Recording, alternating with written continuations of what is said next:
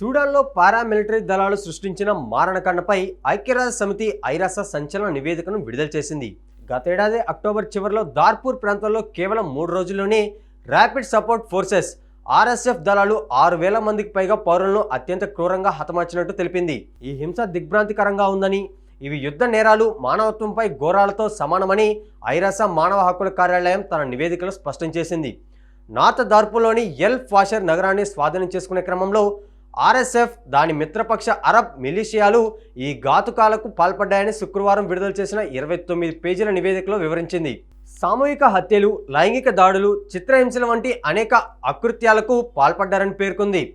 University ప్రాంగణంలో ఆశ్రయం పొందుతున్న వారిపై కాల్పులు జరపడంతో పాటు పారిపోతున్న వారిని కూడా వదలకుండా చంపేశారని తెలిపింది.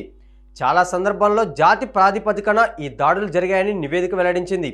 సూడాన్ సైన్యానికి ఆర్ఎస్ఎఫ్కు మధ్య ఏప్రిల్ 2023 నుంచి అంతర్యుద్ధం కొనసాగుతుంది. ఈ క్రమంలోనే ఈ దాడులు జరిగాయి.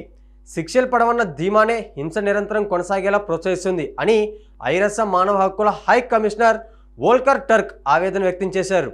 140 మంది బాధితులు, సాక్షులను ఇంటర్వ్యూ చేసి శాటిలైట్ చిత్రాలతో సరిపోల్చి ఈ నివేదికను రూపొందించినట్లు ఐరాస తెలిపింది. ఈ మారణకాండపై నిష్పక్షపాతంగా విచారణ జరిపి బాధ్యులను అంతర్జాతీయ క్రిమినల్ కోర్టు ముందు నిలబెట్టాలని పిలుపునిచ్చింది.